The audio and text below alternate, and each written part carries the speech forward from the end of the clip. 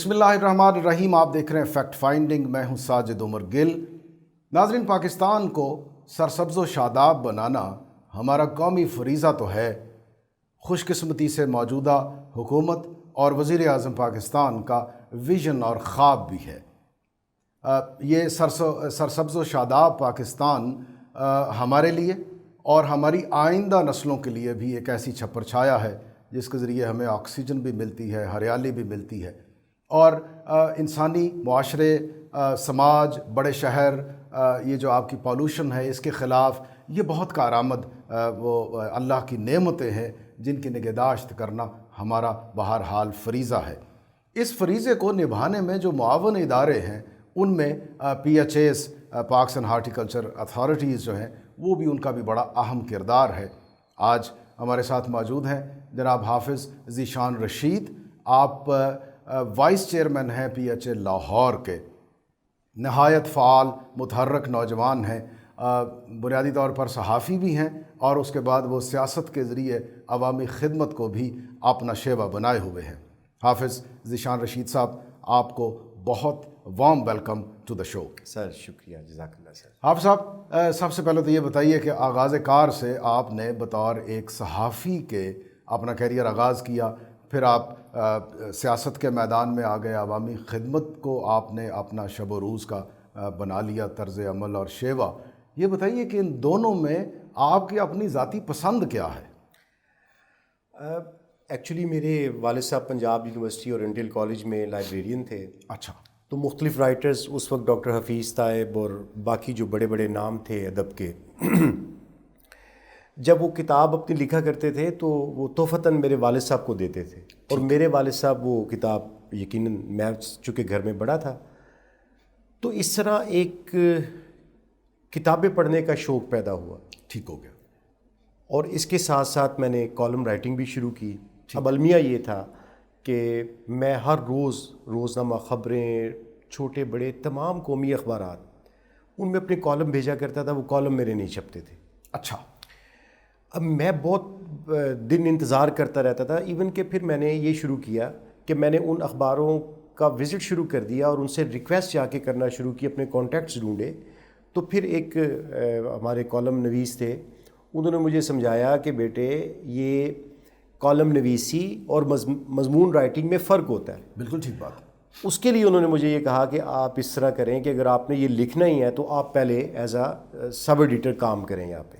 تو میں ان دنوں میں یعنی صحافتی زبان جو ہے اس سے آپ آشنا ہو جائیں. اس کے بعد آپ یقیناً یہ کام جو آپ کا شوق ہے وہ کر سکیں گے. تو میں تو یہ حادثاتی طور پہ جرنلزم میں داخل ہوا. اب جب وہ جرنلزم کا آغاز کیا تو آہستہ آہستہ دلچسپی بھی بڑھ گئی، شوق بھی پیدا ہوا. تو پھر میں نے اپنی زندگی کے 18 سال اس جرنلزم کو دیے.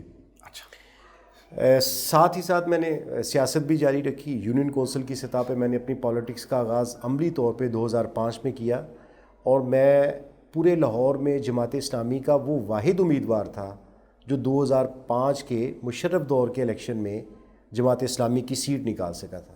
ٹھیک ہے. ان 18 سال کے بعد میں یہ سمجھتا ہوں کہ میری سیاست میں جتنی کامیابی ملی مجھے، اور آج اگر میں وائس چیئرمین تک پہنچا ہوں، تو اس کی بنیادی وجہ یہ تھی میری جرنلزم، میری صحافت. اچھا ٹھیک. اس نے مجھے بوسٹ دیا اور عوامی مسائل کی نبض پہ بھی آپ کو تھرو انفارمیشن ان نبضوں پہ آپ کا ہاتھ گیا. اور جب 2013 میں پاکستان تحریک انصاف اپوزیشن کے طور پہ ابھری اور پنجاب میں leader of the opposition Pakistan Tehreek Insaf سے چنا گیا، تو مجھے پہلی جو آفیشیل جو پاکستان تحریک انصاف کی طرف سے ذمہ داری ملی وہ لیڈر آف دی اپوزیشن کے ساتھ میڈیا ایڈوائزر کی ملی. اوکے. اچھا، یہاں مجھے آپ ایک میں سوری ٹو کٹ یو، مجھے یہ بتاتے جائیے کہ وہ کیا وجہ بنی آپ کی جو سیاسی سماجی جو تربیت تھی عملاً وہ ایک اور جماعت کے پلیٹ فارم پہ ہوئی. آپ نے کب اور کیوں اور کیسے یہ آپٹ کیا کہ آپ اس کو چھوڑ کر پاکستان تحریک انصاف اور عمران خان کی قیادت کے زیر اثران آ گئے؟ کیوں؟ دیکھیں، میں نے اسلامی جمعیت طلبہ، جب میں نے double math physics BSc double math physics کی تو اسلامی جمعیت طلبہ تھی اس وقت سول لائنس کالج میں. تو میری بہت زیادہ دلچسپی تھی اسٹوڈنٹ پالیٹکس میں. تو اسی سے میں نے سفر کا آغاز کیا اور میں جماعت اسلامی تک پہنچا. لیکن 2007 میں مجھے عمران خان صاحب کا جو نظریہ تھا وہ اپیل کرتا تھا. اچھا. اور میں نے نہ صرف جماعت اسلامی سے ریزائن کیا بلکہ جو بلدیاتی سیٹ میں جیتا تھا میں نے اس سیٹ سے بھی ریزائن کیا تھا. اچھا، وہ کیا خاص بات تھی جو آپ نے ترجیحاً عمران خان کو بطور قائد چن لیا؟ وہ کیا خاصہ تھا ان کا؟ ایکچولی مسئلہ یہ تھا سر کہ ہمارا جو دور تھا جو ایک طلبہ اسٹوڈنٹ پالیٹکس کا، وہاں پہ ہم نے دیکھا کہ بہت سارے ایسے اسٹوڈنٹس تھے، ایون کہ میں خود بھی ان اسٹوڈنٹس میں شامل تھا، جن کا ایجوکیشن ان کے پیرنٹس کو افورڈ کرنا بڑا مشکل تھا. اچھا. میں یہ سمجھتا تھا ہم نے تو رول کھل کے ہم پڑھ لکھ کے جتنا پڑھ سکتے تھے. تو جب میں اپنے والد صاحب سے ہر مہینے ایک بوڑھے اور بیمار شخص سے جب میں فیس لیا کرتا تھا تو میرے لیے اس سے تکلیف، اگر میں آج بھی جب میں یہ بات کر رہا ہوں تو میری وہ طبیعت اور وہ مزاج ہی بدل گیا. تو مجھے اس چیز کی بڑی تکلیف تھی. اور عمران خان جو نعرہ لگاتے تھے وہ ایک پاکستان کا نعرہ لگاتے تھے، وہ یکساں تعلیمی نصاب کی بات کرتے تھے. وہ بات کرتے تھے سب سے پہلے ہیلتھ کی، صاف پانی کی، اور دو نہیں ایک پاکستان کی. مجھے لگا کہ یہ ادھر جانا چاہیے، یہاں پہ اپنی جتنی انرجی تھی میری، میں کیوں نہ ایسے بڑے مقصد کے لیے کر سکوں کہ جو ہم نے محرومیاں دیکھیں، جو ہم نے مشکلات دیکھیں، کم از کم وہ میرے بچے نہ دیکھ سکیں. یعنی آپ کہہ رہے ہیں کہ آپ نے وہ بدلتے ہوئے، ممکنہ طور پر بدلتے ہوئے پاکستان کے وہ جو استعارے تھے ان کو مد نظر رکھا اور آپ ایک امید کا دامن تھام کر اس سفر میں شریک ہو گئے. میں نہ صرف شریک ہوا بلکہ میں نے صبح شام، گرمی سردی آندھی طوفان، کوئی موقع نہیں میں نے ایسا جانے دیا جس میں میری پارٹی کو میری ضرورت ہو اور میں نہ پہنچا ہوں. تو ایکچولی اگر میرے سے آپ ایک لائن میں پوچھیں تو میں یہ سمجھتا تھا کہ ہمیں اپنے بچوں کے لیے، کم از کم مجھے اپنے بچوں کے لیے اگر کسی پارٹی کے ساتھ کام کرنا چاہیے تو وہ پاکستان تحریک انصاف تھی. اور میں آج بھی پر امید ہوں کہ جو وعدے ہم کر کے اقتدار میں آئے وہ تکمیل کی جانب جا رہے ہیں. آپ یہ تیقن سے کہہ رہے ہیں؟ جی بالکل. اچھی بات ہے. آپ بات آغاز ہوئی تھی صحافت سے اور پھر آپ سیاست کے میدان میں آ گئے اور آپ نے بتایا کہ آپ کی جو سیاست کی وجہ تھی وہ جو صحافتی آپ کو ٹریننگ ملی، مطالعہ ملا، عوام کے مسائل کی جانکاری ملی، اس کی بنا پہ آپ سیاست میں آ گئے اور اب آپ ایک بھرپور سیاستدان کے طور پر اپنی ذمہ داریاں ادا کر رہے ہیں. جی بالکل. اور مجھے اس بات پہ فخر ہے کہ میں نے بیک وقت سیاست اور صحافت کو اپنی جوانی کا سارا وقت دے دیا. مجھے اس بات پہ فخر ہے. گریٹ. آج کل آپ ذمہ داریاں نبھا رہے ہیں وائس چیئرمین PHA لاہور کی.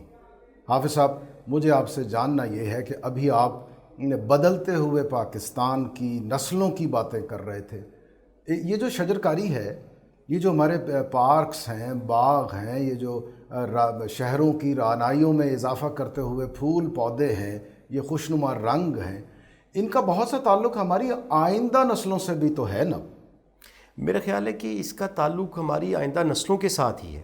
اچھا ٹھیک ہے. مثلا جو درخت میں نے آج لگایا ہے، جب اس نے پھل دینا ہے، جب اس نے چھاؤں دینی ہے، جب اس نے اس قابل ہونا ہے، تب تک تو میرا وقت نہیں ہوگا. یقیناً میں اپنے آنے والی نسلوں کے لیے یہ ایک جہاد کر رہا ہوں جس پہ مجھے یقیناً نہ صرف دنیا میں بلکہ آخرت میں بھی اس کا اجر عظیم ملے گا انشاءاللہ.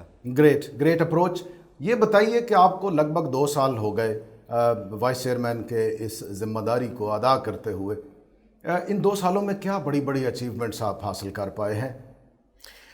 دیکھیں، اس میں سب سے پہلے تو میں آپ کو یہ بتاؤں کہ پاکستان تحریک انصاف یا وزیر اعظم عمران خان جو وعدے عوام سے کر کے آئے تھے، اس میں ایک وعدہ جو بنیادی تھا، جو اس پوری قوم کو اپیل کیا، اس ایک وعدے پر قوم نے عمران خان کا ساتھ دیا، وہ تھا کرپشن فری اور ایک پاکستان.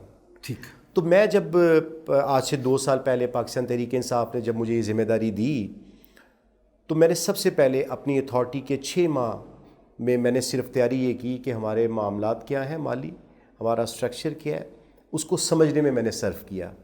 اور میں نے وہاں پہ یہ دیکھا کہ جو پچھلا ادوار تھا مسلم لیگ نون کے دور میں، وہاں پہ بہت زیادہ مالی بے ضابطگیاں تھیں. تو چونکہ وعدہ کر کے آئے تھے ہم کرپشن فری پاکستان کا، تو اگر مجھے ذمہ داری ملی پارکس اینڈ ہارٹیکلچر اتھارٹی کی تو میرا یہ بنیادی فرض تھا کہ میں کرپشن فری PHA کروں.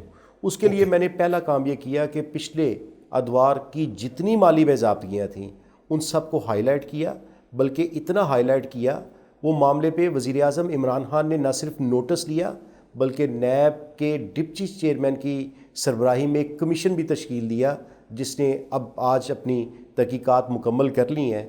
انشاءاللہ وہ بھی اپنے منطقی انجام تک پہنچ رہا ہے. اور میں آپ کو یہاں پہ ایسے کون سے کیسز تھے جی میں آپ کو یہ بتاتا ہوں. میرے سے پہلے جو مسلم لیگ نون کے دور میں رہے وہ مسلم لیگ نون کے مرکزی رہنما احسن اقبال کے بھائی مصطفیٰ کمال تھے.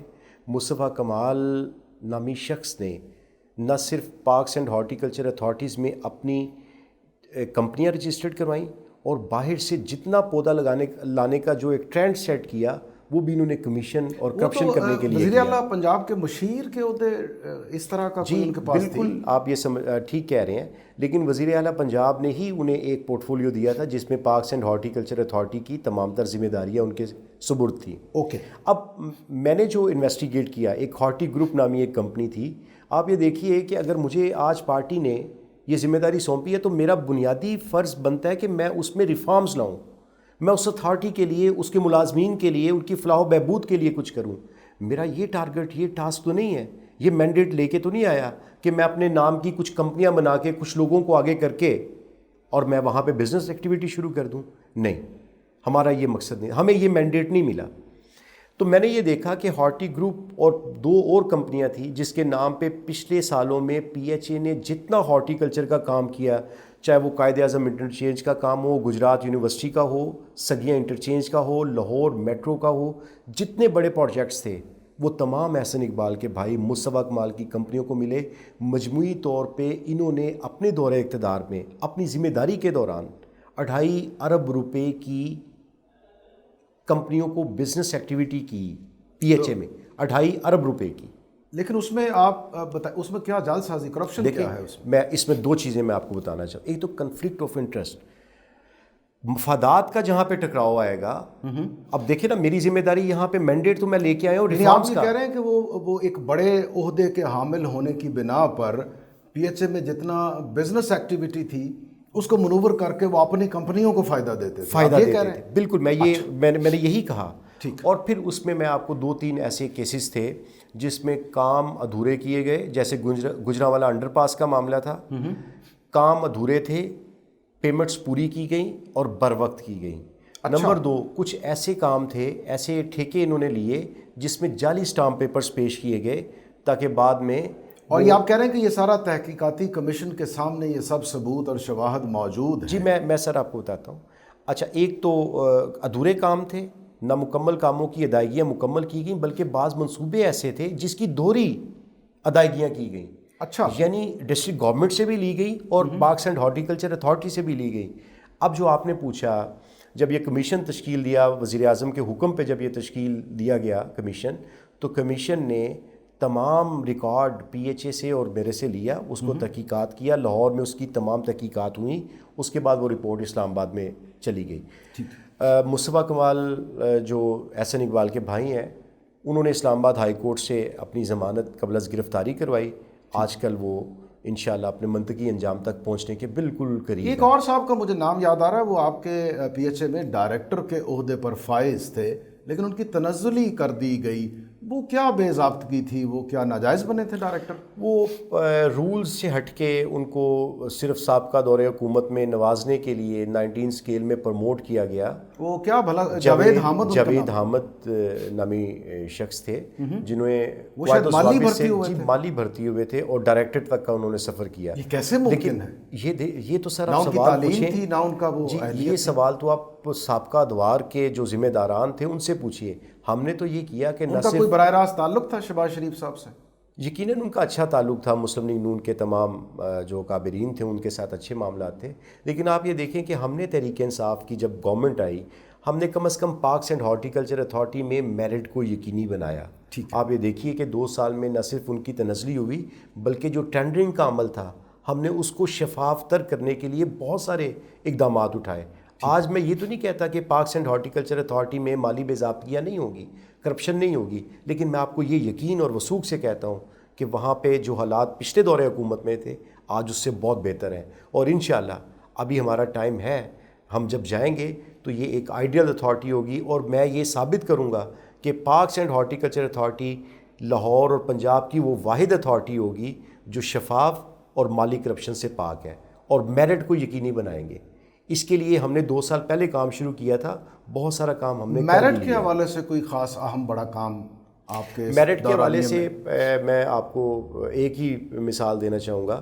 آپ کو ہوتا ہے کہ کسی بھی ڈپارٹمنٹ میں یا اتھارٹی میں یا محکمے میں یونین کا ایک بڑا رول ہوتا ہے. بہت اثر انداز ہوتے ہیں. بالکل اثر انداز ہوتے ہیں.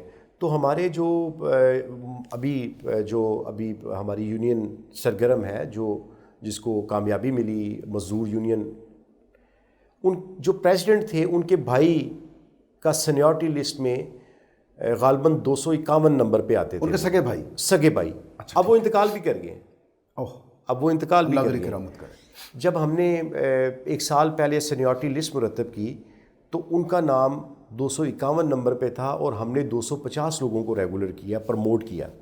اچھا, سیٹیں اتنی تھیں. اوکے. تو آپ یہ دیکھیں کہ اثر و رسوخ وہ استعمال کر سکتے تھے اور ہم ان کے اثر میں, جی بالکل, ہم ان کے اثر میں بھی آ سکتے تھے. لیکن نہ تو انہوں نے ہمیں کہا, نہ ہم نے ان کو یہ آفر دی, بلکہ میرٹ کے مطابق جن کا کوئی تعلق نہیں تھا, ایک سینیورٹی لسٹ جو ہماری ایک باقاعدہ ایک کمیٹی نے مرتب کی تھی, اس کو نہ صرف ڈسپلے کیا اور بلکہ اسی کے مطابق 250 لوگوں کو ہم نے پروموشن دی. اس میں وہ شخص شامل نہیں تھا جو آج تو دنیا میں نہیں رہے, لیکن اس وقت وہ اس یونین کے پریزیڈنٹ تھے. آپ کے ساتھ کوئی تناؤ, کوئی جھگڑا, کوئی مسئلہ تو نہیں درپیش ہوا؟ دیکھیں, مسائل تو اس صورت میں ہوں گے جب ہم یہاں پہ بیٹھ کے کوئی اپنی کمپنیاں بنا رہے ہوں گے, کوئی کام کر رہے ہوں گے. جب میرٹ کو یقینی بنانا ہے اور اپنے معاملات کو شفاف رکھنا ہے تو یونین ہو یا کوئی اور پریشر ہو, ہمیں اس کا کوئی وزن, کوئی بھار نہیں ہے. آپ کے جو چیئرمین ہیں سید یاسر گیلانی, وہ بھی تو وزیر اعظم صاحب کے بہت کلوز ہیں اور وہ بھی بڑے متحرک آدمی ہیں. آپ دونوں مل کر جو انقلابی تبدیلیاں آپ لانا چاہتے ہیں پی ایچ اے میں, ان کا کوئی اسکیچ ہے آپ کے ذہن میں کہ مزید آپ نے کیا کرنا ہے؟ دیکھیں, ایک تو آپ یہ چیز کو یقین رکھیے گا کہ میں نے آپ سے جو باتیں کہیں یہ بالکل منوان 100% درست اور ثابت شدہ ہے. آپ اس کی کسی بھی طرح اس کی رپورٹنگ ہم دیکھتے رہتے ہیں. بالکل. اچھا, لیکن آپ اگر یہ کہیں کہ میں نے یہ اکیلے نے کیا تو نہیں, بالکل نہیں, ایسا نہیں ہے. مجھے مکمل طور پہ چیئرمین پی ایچ اے سید یاسر گیلانی, جو میرے بھائی بھی ہیں, میرے پارٹی کے رہنما بھی ہیں, ان کی مکمل تائید اور سپورٹ حاصل رہی. اور ان کی مشاورت کے بغیر میاں محمود رشید صاحب, جی, اور ان کی مشاورت کے بغیر, چیئرمین پی ایچ اے کی مشاورت کے بغیر کچھ نہیں ہو سکتا تھا.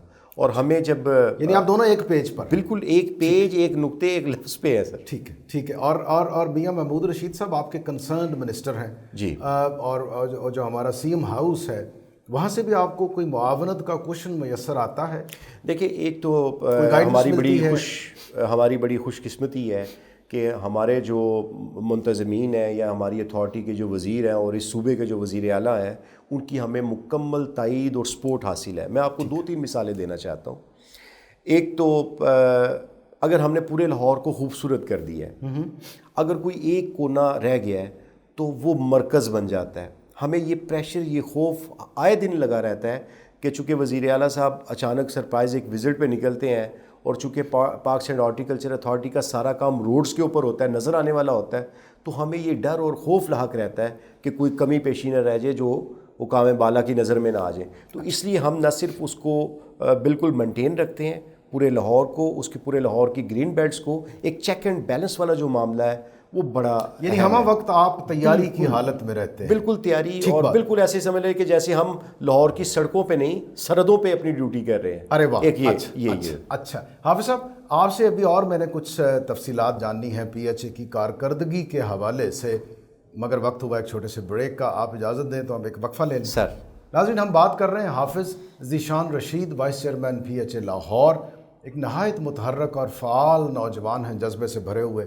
پاکستانیت ان کی باتوں سے بھی اور ان کے طرز عمل سے بھی چھلکتی ہے, اور یہ ایک بڑی غنیمت ہے. ہم ان سے محو کلام ہیں, اس کو ہم جاری رکھیں گے ایک چھوٹے سے وقفے کے بعد. Stay tuned.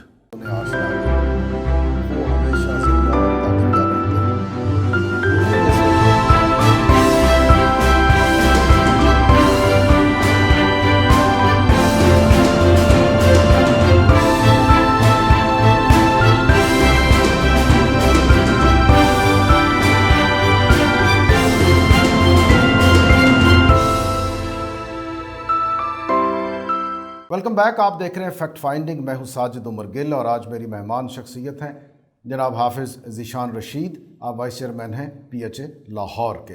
حافظ صاحب یہ بتائیے، بریک سے پہلے جب ہم بات کر رہے تھے تو کچھ بات پہنچ گئی تھی کچھ پروجیکٹس کے حوالے سے، یہ جو لاہور کو مزید خوشنما اور اس کی رعنائی میں اضافہ کرنے کے لیے مختلف پارکس میں PHA کا جو کردار ہے، میں چاہتا ہوں کچھ اس حوالے سے باتیں اجاگر کر لی جائیں۔ یہ بتائیے کہ کیا اہم پوائنٹس ہیں جو آپ کی ذمہ داری کے دورانیے میں آپ لوگوں نے ان کو اسٹیبلش کیا ہے؟ دیکھیں، اگر میں پچھلے دور حکومت کی بات کروں، مجھے اصل میں یہ برا محسوس ہو رہا ہے کہ میں بار بار مجھے یہ لفظ استعمال کرنا پڑتا ہے، لیکن مجھے اپنی شہریوں کو، عوام کو یہ سمجھانے کے لیے مجھے مثال دینی پڑتی ہے، مجھے کمپیریزن تقابلی جائزہ دینا پڑتا ہے۔ پچھلے دور حکومت میں صرف شہر لاہور میں 2.25 لاکھ درخت لگائے گئے۔ اچھا، آپ یہ دیکھیں، یہاں پہ میں یہ بتانا اور یہ کتنے عرصے پر محیط تھا یہ دوران؟ 5 سال کے دوران۔ اچھا، 5 سال میں 2.25 لاکھ درخت۔ وہ مجھے یاد ہے نہر کنارے جب وہ سڑکوں اس کی سے زیادہ توسیع تو کا کاٹے گئے تھے، تو وہ کاٹ جب دیے گئے توسیع تھے، بڑا منصوبہ جھگڑا اس پہ۔ بالکل، بلکہ شاید انہوں نے جو 2.25 لاکھ درخت لگائے ان میں اکثریت وہ کاٹے گئے درخت تھے جن کو کورٹ آرڈر کی وجہ سے دوبارہ لگانا پڑا۔ اب وہ سول سوسائٹی نے بڑا اس بہت زیادہ کیا، عدالت تک بات گئی کہ لاہور کی آپ کو جو سرسبز و شاداب جو فضا ہے اس کو برباد کر رہے ہیں، تو وہ بہت بڑا ایک کیس بنا تھا تب۔ اچھا، یہاں پہ میں آپ کو ایک بات بتانا بڑا ضروری سمجھتا ہوں۔ آپ یہ دیکھیں کہ 2 سال پہلے جب وزیر اعظم عمران خان نے اقتدار سنبھالا اور جب اقوام متحدہ کی جنرل اسمبلی سے خطاب کا وقت آیا، تو اس وقت پاکستان میں لاقانونیت، مہنگائی، کشمیر کا معاملہ اور بہت سارے ہاٹ ایشوز تھے۔ لیکن جب وہ جنرل اسمبلی میں خطاب کے لیے جاتے ہیں تو کلائمیٹ چینج پہ بھی بات کرتے ہیں، کلائمیٹ چینج۔ بالکل ٹھیک۔ آپ یہ دیکھیں، یہ پہلی گورنمنٹ تھی، یہ پہلا حکمران تھا تاریخ میں جنہوں نے پاکستان میں پانی کی کمی کو اور ماحولیات کو اپنا سبجیکٹ اور اپنی ترجیح رکھا۔ آپ یہ دیکھیے کب یہ تصور تھا، منصوبہ جو ہے وہ بھی ان کا، کبھی کسی گورنمنٹ نے بات کی کہ پانی کو، بالخصوص بارشی پانی کو محفوظ کیسے کرنا ہے۔ آپ یہ دیکھیں کہ یہ بھی تحریک انصاف کی حکومت نے نہ صرف اس پہ بڑے ہیوی بجٹ کے ساتھ پروجیکٹس یہاں پہ لانچ کیے۔ آپ یہ دیکھیں کہ بارشی پانی کو محفوظ کرنے کا عمل اب ہم نے شروع کر دیا لاہور میں، اور یہ پاکستان کی تاریخ کا پہلا منصوبہ ہے۔ یہ پہلا منصوبہ ہے۔ اگر میں صرف ایک پروجیکٹ جو باغ جناح میں بنایا گیا، اگر اس کی بات کروں تو 13.5 لاکھ گیلن پانی ہم محفوظ کر سکتے ہیں بارشی پاکستان میں۔ ڈیم بنانا تو فوری طور پہ ممکن نہیں ہے، شجرکاری میں اور دیگر کاموں میں استعمال کر میں اور باقی پانی میں۔ پھر آپ یہ دیکھیں کہ اسی دور حکومت میں جو کار واش تھے، جو واسا کا بل جو ہمارا ہمیشہ سمبولیکلی شاید 100، 150، 200 روپے آیا کرتا تھا، ہم نے اس کو بھی بڑھایا تاکہ لوگوں کو پانی کی قدر و قیمت کا اندازہ ہو سکے، احتیاط سے۔ تو کب یہ ماضی کی حکومتوں نے اس مسائل کو کبھی سنگین لیا؟ کبھی بھی ایسا نہیں تھا۔ اب ہم نے یہ کیا جو آپ نے پوچھا، ہم اپنے پرانے لاہور کو پھر سے دوبارہ بنانا چاہتے ہیں۔ اب وہ پرانا لاہور کیا تھا؟ وہ جسے ہم باغوں کا شہر کہا کرتے تھے، وہ شہر جس میں تتلیاں راج کرتی تھیں، جس میں گلی محلوں تک تتلیاں اور گلہریاں، بچے گلہری کے ساتھ کھیلا کرتے تھے، پھول کھلا کرتے تھے، خوشنما رنگوں کی بہار آتی تھی۔ بالکل، لاہور کا درجہ حرارت، لیکن لاہور کو تو آپ حکومتوں نے دیکھیے نا، کنکریٹ کا جنگل اگا کے لاہور کی آب و ہوا برباد کر دی۔ اب بالکل آپ سینیٹیشن کے مسائل کھڑے کر دیے، آبادی کا دباؤ اس قدر ہے کہ علامان، جب آپ بہت بڑے مسائل ہیں۔ جب آپ گرین ایریے کو ختم کریں گے اور پورے لاہور کو لینٹر زدہ کر دیں گے تو پھر یہی حال ہوگا نا۔ ہم نے کیا کیا، ایک قانون سازی ہم نے آلموسٹ وہ مکمل کر لی ہے کہ 10 مرلے کے گھر میں 2 درخت لگانا لازمی قرار دے رہے ہیں۔ تب تک آپ کو NOC نہیں ملے گا جب تک آپ 10 مرلے کے گھر میں 2 درخت نہیں لگائیں گے۔ آپ صاحب اس حوالے سے نا، میں قطع کلامی کی معافی، سائم رشید چودھری صاحب ہیں، بڑے معروف زرعی ماہر ہیں، ایگریکلچر سائنٹسٹ ہیں، ان کی بڑی کنٹریبیوشن ہے، ہم نے ان سے بھی بات کر رکھی ہے۔ ان کا مطالبہ یہ ہے کہ جو ہمارے LDAs ہیں، جو دیگر ملک میں ہاؤسنگ سوسائٹیز کے قیام کو ریگولرائز کرنے کے مجاز ادارے ہیں، ان کو چاہیے کہ قانون سازی کے تحت پابند کریں لوگوں کو کہ جب آپ کو پلان کر رہے ہیں ہاؤسنگ سوسائٹی تو وہاں پر آپ شرطیہ یہ رکھیں کہ لوگ پودے لگائیں گے، شجرکاری کریں گے، گرین ایریاز چھوڑے جائیں گے۔ اب ذرا ہم ان کی بھی بات سنتے ہیں، پھر میں آپ کی طرف واپس پلٹتا ہوں۔ سر، صحت مند انسانی زندگی کے لیے ہمیں زیادہ سے زیادہ درخت لگانے چاہیے، اور خصوصی طور پر بڑے شہر جو میٹروپولیٹن ہیں اس میں سوسائٹیز کا رول ان پہ مینڈیٹری ہونا چاہیے کہ وہ اپنی نیو آبادی آباد کرتے وقت انفراسٹرکچر لگاتے وقت ایک مخصوص تعداد میں درخت بھی لازمی لگائیں، ورنہ ان کو اجازت مت دی جائے کہ وہ نئی آبادیاں بسا سکیں۔ جی حافظ صاحب، آپ نے سنا سائم رشید چودھری صاحب نے بڑا ویلڈ نقطہ اٹھایا ہے۔ جی بالکل، آپ یہ دیکھیے کہ کبھی اس طرح نہیں ہوتا تھا۔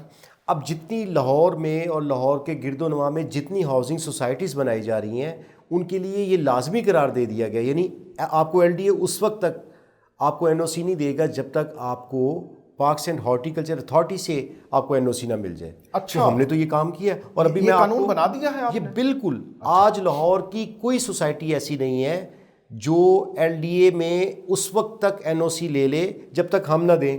پارکس اینڈ ہارٹیکلچر اتھارٹی جب تک اس میں ہمارا طے شدہ جو ہم نے ایک پروسیجر رکھا ہے اس کے مطابق جب تک نہیں ہوگا گرین ایریا تب تک ہم اس کو این او سی نہیں دیں گے۔ یہ تو بڑا انقلابی کام ہے، اور یہ بھی سر انقلابی کام ہے۔ وہ تو چلے ہاؤسنگ سوسائٹیز کی بات کر لی آپ نے، کہ ہم یہ بھی تو کر رہے ہیں کہ ہر 10 مرلے کے گھر کو اس وقت تک این او سی نہیں ملے گا، نقشہ پاس نہیں ہوگا جب تک وہاں پہ 2 درخت نہیں لگائے جائیں گے۔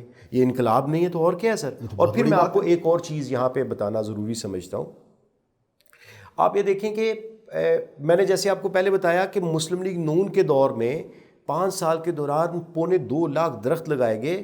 اب ہم نے اس 2 سال کے عرصے میں 7.25 لاکھ درخت لگائے۔ اچھا، یہ زبانی جمع خرچ نہیں ہے، میں بیٹھ کے جو آپ فکر نے نہیں دے رہا چلائی تھی وہ ہر بشر 2 شجر، وہ تو اس حوالے سے بات کر رہے ہیں؟ نہیں، میں اس سے پہلے اور اس کے بعد اور اس دور کی بات کر رہا ہوں۔ اچھا، میں آپ کو یہ بتانا چاہتا ہوں، اچھا یہ زبانی جمع خرچ نہیں ہے۔ اگر آپ آج شہر لاہور کی گرین بیلٹس کو دیکھیں، پارکوں میں چلے جائیں تو وہاں پہ آپ کو سرخ رنگ کا ایک نمبر نظر آئے گا۔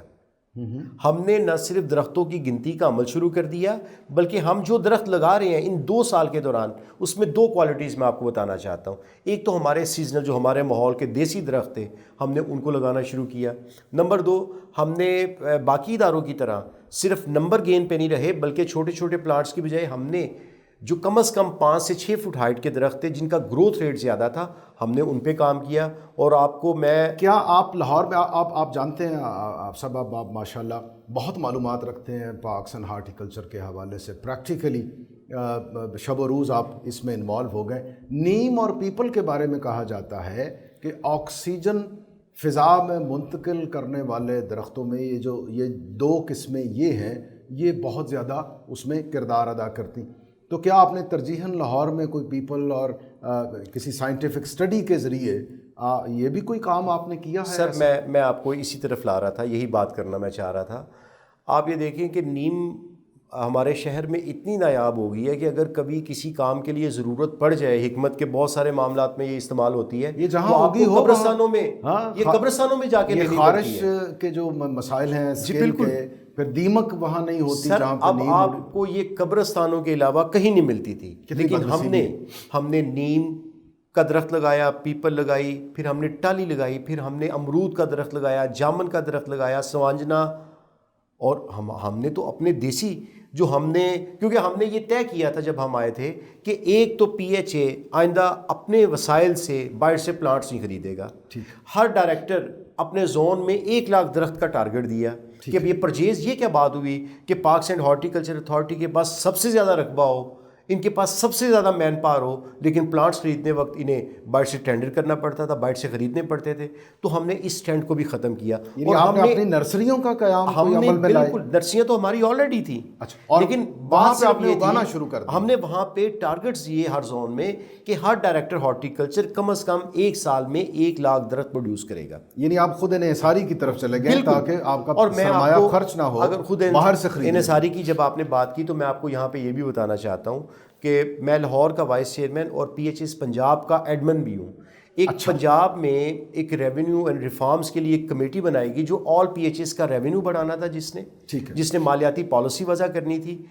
ہم نے ابتدائی طور پہ جو لاہور کے لیے بزنس پلان دیا اس میں ہمارا ریونیو 54% انکریز کر گیا۔ اچھا، 54% ریونیو ہمارا انکریز کر گیا۔ میں سر آپ کو بتاتا ہوں اس میں واقعی جادوگری ہے۔ آپ یہ دیکھیں کہ پچھلے سالوں میں پارکس اینڈ ہارٹیکلچر اتھارٹی کے لیے کیا ایک قاعدہ تھا کہ ہر سال 10% انکریز کرتے جائیں۔ اچھا ٹھیک ہے, وہ گورنمنٹ آپ کو پیسے دیتی تھی؟ نہیں, جو ہماری مثال کے طور پہ ہمارا جو ایڈورٹائزمنٹ ڈپارٹمنٹ تھا, جو ہماری ٹھیک ہے, لیکن وہ فلیکسز تو مجھے یاد ڈیجیٹل پڑتا ہے میڈیا, وہ بل بورڈز اور ہورڈنگز شہر سے عدالت کے حکم پہ ہٹا دیے گئے. سب سے بڑی جو ریونیو جنریشن کا جو ایک ممکنہ اسباب تھے پی ایچ اے کے لیے, وہ تو وہ ایریا تھا, وہ تو ختم ہو گیا. نہیں, میں اس کی بات بعد میں کرتا ہوں. ریونیو جنریشن کا کون سا ذریعہ رہ گیا؟ ابھی کوئی فیصلہ کوئی نہ تو کورٹ نے کوئی آرڈر ایسے دیے اور نہ بھی کوئی قانون سازی اس اعتبار سے ہوئی کہ اس کی ڈومین جو ہے وہ بلدیات میں چلی گئی ہے. وہ میں بات اس کے بعد میں کرنا چاہوں گا, لیکن ابھی میں آپ کو یہ بتانا چاہتا ہوں کہ جو پچھلے سالوں میں مارکیٹنگ ڈپارٹمنٹ کے پاس ایک پالیسی تھی کہ ہر سال 10% بڑھاتے جائیں. آپ یہ دیکھیے کہ ہم نے یہ سرویز کیے, ہم نے لاہور کے پی ایچ ایس کے ساتھ 36 میٹنگز کیں, جس میں ہم نے یہ دیکھا کہ یار وہ بزنس جو ہر سال 10% بڑھتا ایک ایسا وقت آ گیا تھا کہ وہاں پہ بزنس ایکٹیویٹی ختم ہو گئی. ہم نے جو بزنس پالیسی, جس طرح آپ نے کہا کہ یہ کیا جادوگری تھی, وہ واقعی جادوگری تھی. ہم نے نہ صرف اس کے ریٹس کو مزید بڑھانے سے روک دیا, بلکہ جو اپنی ہائیسٹ وہ لیول پہ پہنچ گئی تھی فیسز, اس کو بھی ہم نے کم کیا. یعنی ہم نے تمام نئی ایکٹیویٹی پیدا بالکل کی, اور ہم نے نئے آئیڈیاز دیے جس سے ہمارا ریونیو 54% بڑھ گیا. گریٹ. ریونیو جنریشن کے حوالے سے آپ نے کوائٹ ریسنٹلی باغ جناح میں, لاہور کے لارنس گارڈن میں ایک گائیڈڈ ٹور کا آغاز کیا ہے پی ایچ اے نے, اور وہاں کے کچھ اہم جو مقامات ہیں انہیں کچھ امتیاز بخشا ہے, انہیں مزید ہائی لائٹ کیا ہے. اس میں بھی ٹکٹ منی بھی شامل ہے, تو یقیناً وہ بھی آپ کو ریونیو جنریشن میں معاون ہوگی, ٹورزم بھی مقامی بڑھے گی. جی بالکل, کچھ اس کا احوال ہو جائے. جی میں آپ کو بتاتا ہوں. اگر میں آپ کو پچھلے صرف 60 دن کی پی ایچ اے لاہور کی کارکردگی بتانا چاہوں تو ہم نے پچھلے 60 دن میں 3 بڑے کام کیے. نمبر 1, میاں واقعی ٹیکنیک. آپ یہ دیکھیں, میں نے جیسے پہلے آپ کے ناظرین کو بتایا کہ پورے لاہور کو تو لینڈر زدہ بنا دیا گیا, یعنی یہاں پہ تو سپیس ہی نہیں تھی. ہم نے جس پروجیکٹ پہ کام شروع کیا, یا 2 سال پہلے ہمیں جو لائن دی گئی, وہ یہ تھا کہ وہ آپ ایک لفظ آپ کو میں بتاتا ہوں, لاہور ان a garden. Okay, Lahore in a garden. Okay, یہ پالیسی تھی ہماری پاکستان. وہ گارڈنز جو بالکل اسکیپ ہو گئے, بالکل ختم ہو گئے تھے, مفقود ہو گئے. ہم نے دیکھا کہ سپیس جب ہمیں کم ملنا شروع ہو گئی, تو ہم نے ایک محدود جگہ پہ ایک ٹیکنیک تھی جاپان سے جو لائی گئی یہاں پہ, وہ ٹیکنیک یہ تھی میاں واقعی ٹیکنیک. اس میاں واقعی ٹیکنیک کے تحت ہم نے لاہور کے 51 مقامات پہ چھوٹے جنگل لگانا شروع کیے. اس کی ایک مثال میں آپ کو دیتا ہوں. اگر آپ لبرٹی راؤنڈ اباؤٹ پہ چلے جائیں, اس کے نیرسٹ جو پارکنگ ایریا تھا, وہاں پہ ہم نے 7 کنال پر مشتمل ایک بڑا اچھا ایک جنگل بنایا. ٹھیک ہے, اچھا اس جنگل, جی میں سر آپ کو بتاتا ہوں. اچھا, اگر آپ اس جنگل کی, پہلے تو آپ کو بتا دوں نا کہ یہ بنتا کیسے ہے. بڑا ایک ٹیکنیک کے تحت اس کی زمین کی تیاری کا مرحلہ بہت مشکل ہوتا ہے. پھر ہم 50 سے زائد اقسام کے درخت اس ایریے میں لگاتے ہیں, اور ایک جو جنگل, ایک کنال کا جو ایریا بنتا ہے, ایک کنال پہ 1125 درخت لگاتے ہیں. تو جو ہم نے لبرٹی پارکنگ میں لگایا, وہ 7 کنال کا وہ رقبہ تھا, جہاں پہ ہم نے 8 ماہ پہلے یہ درخت لگانے کا, یہ جنگل لگانے کا عمل شروع کیا. آج 8 ماہ بعد اس کے درخت کی ہائٹ جو ہے وہ 12 فٹ سے تجاوز کر گئی ہے, اور یہ 30 فٹ تک جائے گی ود ان 3 ایئرس. اچھا, اب اس میں کوالٹی کیا تھی؟ کوالٹی آپ کو یہ بتانا چاہتا ہوں. ایک تو وہ جو روٹھے پرندوں کی ہجرت جو رک گئی تھی, مقصد یہ تھا کہ وہ بحال ہو. نمبر 3, آپ یہ دیکھیں کہ اگر آپ اس جنگل میں کھڑے ہیں, اگر باہر کا ٹیمپریچر 40 ہے, تو اگر آپ اس جنگل میں آ کے کھڑے ہوتے ہیں تو وہاں پہ آپ کو 10 ڈگری کم ملے گا. آکسیجن ریٹ باہر سے بہت بہتر ہوگا. تو شہر میں جو ہم یہ دیکھتے ہیں کہ اسموک پچھلے کئی سالوں سے لاہور پہ راج کرتی ہے, وہ بتدریج آنے والے سالوں میں ختم ہو جائے گی. ہم لاہور میں خاص طور پہ پسماندہ علاقوں میں ہم 51 جگہوں پہ یہ جنگل لگا رہے ہیں. ٹارگٹ ہے کہ انشاءاللہ 2 سال میں ہم اس کو مکمل کر لیں. لاہور کے اندر ہے, صرف لاہور کی میں بات کر رہا ہوں. اوکے, میں نے گائیڈڈ ٹور باغ جی, میں نے آپ سے 3 چیزوں کی بات کی تھی. ایک تو میں نے آپ کو یہ بتایا. دوسرا, ان 60 یوم کے دوران ہم نے جو کام کیا, وہ لاہور میں جب یہ کرونا آیا تو ہم یہ دیکھا کہ لوگ گھروں میں قید ہو گئے, کوئی ایسا کام کرنے والا نہیں تھا ان کے پاس. ہیلدی ایکٹیویٹی جنریٹ کرنے کے لیے ہمیں یہ آئیڈیا آیا کہ ہم, چونکہ لاہور کی سڑکیں محفوظ نہیں تھیں, ہم نے وہ سائیکلنگ کے لیے لاہور کے 2 بڑے پارک, ریس کورس میں, جیلانی پارک میں, اور دوسرا باغ جناح میں سائیکلنگ کے لیے ٹریک بنا دیا. ٹھیک, اب لاہور کے بچے بچیاں یہاں پہ آتے ہیں, بالکل حفاظت کے ساتھ, اچھے ماحول ایٹماسفیئر میں وہ بالکل سائیکلنگ کرتے ہیں. تیسرا جو آپ نے بات کی, بالکل ہم نے حالیہ دنوں میں, بلکہ پچھلے ہفتے ہی ایک سیاحتی مقام جو بن سکتے تھے باغ جناح میں ہم نے اس کو سیاحتی لوکل ٹورزم کو پروموٹ کرنے کے لیے عالمی یوم سیاحت کے دن پہ ہم نے بنایا 1 گھنٹہ 35 منٹ کا ایک ٹور ارینج کیا جس میں باغ جناح کے قدیم درخت ان کی نہ صرف ہسٹری لکھی گئی، ان کی عمر لکھی گئی، ہم نے ان کو دیکھا، پھر ہم نے پہاڑی پہ ایک بچوں کی دلچسپی کے لیے ایک بڑا خوبصورت وہاں پہ برڈز کے لیے اور برڈ آئیوری آپ نے بنائی اور بہت زیادہ لوگوں کا رسپانس ہے. ہم نے یہ صرف 60 دنوں کی میں نے آپ کو کارکردگی بتائی ہے. گریٹ. اور آپ سمجھتے ہیں کہ یہ جو اس طرح کے انیشیٹوز پی ایچ اے لے رہی ہے اس سے لاہور کی اوور آل جو آب و ہوا ہے وہ رانائی تو بڑھے گی، لیکن آئندہ نسلوں کے لیے ان کو صحت مند محفوظ رکھنے کے لیے وہ جو آکسیجن کا لیول ہے، پولوشن میں کمی ہے، یہ سارے جو ہیں آپ کے ان اقدامات سے یہ اسباب ممکن ہو جائیں گے انشاءاللہ. Great. ہم لاہور کو بدلیں گے اور لاہور کو پھر سے باغوں کا شہر بنائیں گے. تتلیاں پھر سے بچوں کے سر پہ کھیلتے کھیلتے اچانک آ بیٹھے گی، بچے گلیری کے ساتھ کھیلیں گے انشاءاللہ. میرا آپ سے وعدہ ہے. آپ یہ دیکھیے گا کہ آنے والے کچھ سالوں میں بچے پھر سے جگنو پکڑیں گے. اگر آج آپ گلیری جگنو اگر اپنے بچوں کو بتائیں تو وہ شاید سمجھیں کہ یہ افسانے کہانیاں تھیں. ہاں ٹھیک بات. اگر آپ کو یہ جگنو دکھانا پڑیں گے جس سے ہمارا کھیلتے بچپن گزرا، ان کو آپ گوگل سرچ کر کے دکھائیں گے تو ہم انشاءاللہ وہ لاہور لائیں گے. ہم وہ لاہور لائیں گے جس میں آپ کو اب تو اگر آپ صبح کے ٹائم جب فجر کی نماز کے بعد وہ پرندوں کے چہچہانے کی آوازیں تھیں، آپ کو وہ لاہور نظر نہیں آتی. وہ معدوم ہو گئی ہیں، دھوم ہو گئی. دھومے کے بادل ہیں، کنکریٹ کا جنگل ہے. وہ فوگ، وہ اسموک، وہ خوشبو جو صبح صبح ہمیں میسر تھی وہ نہیں رہی. بالکل ٹھیک. تو ہم تو وہ لاہور کی کوشش کر رہے ہیں، پرانا لاہور.